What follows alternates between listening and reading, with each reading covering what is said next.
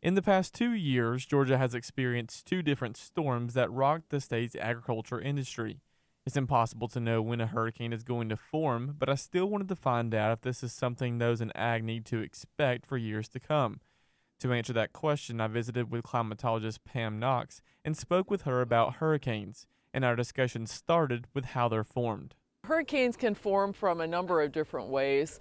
The most common way that we see them here in Georgia is a storm that starts as a wave coming off of the west coast of Africa, and then it moves across the Atlantic Ocean. From there are a couple of things that need to happen to that wave to start forming a tropical storm. But the main thing is that it has warm enough ocean water, which is basically the fuel for the storm. The Atlantic Ocean in the summer, of course, is pretty warm.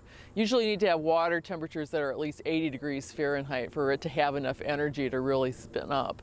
So these waves start off the coast of Africa. As they move to the east, they pick up water vapor, they increase in energy because of the warm water, and they start to circle around. And then as it gets stronger, that circle tightens, and it becomes first a tropical storm and then a hurricane. What comes next is a scale of intensity. Experts monitor how fast the hurricane is moving, how fast the winds are, and what kind of surge is pushing in front of it. In recent years, storms actually seem to be getting stronger or more intense. I ask about this, and Knox says it's due to the fuel being more available for them. There's always been hurricanes. There's always going to be hurricanes.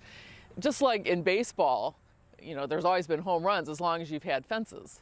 But the thing is, we're changing some things about the environment that are kind of juicing the system. The same way that in the steroid era of baseball, the steroids made it, the hitters be able to hit the balls a little bit farther, a little bit longer. So all of a sudden we had more hurricanes because they had stronger hitting, and so they were able to get the ball over the fence more frequently. So we're kind of juicing the system. And if the trend of warmer water continues, so will the trend of more intense hurricanes, because of more fuel for them being available. What I see happening is that, we have warmer ocean temperatures, and that's one of the key ingredients for how hurricanes form. So if they're warmer, that means there's more energy available for these storms to suck up and to grow. Then there's the question of frequency. How often can we expect them? We've had two significant hurricanes do damage to Georgia agriculture in the past 2 years. That may be the case, but we've actually been in a drought, if you will, of hurricanes for the last 30 years. And it's that reason that Knox says that people just don't remember them. I think in a lot of people's memories, they just don't remember a time when we had them. And so I think part of it is experience.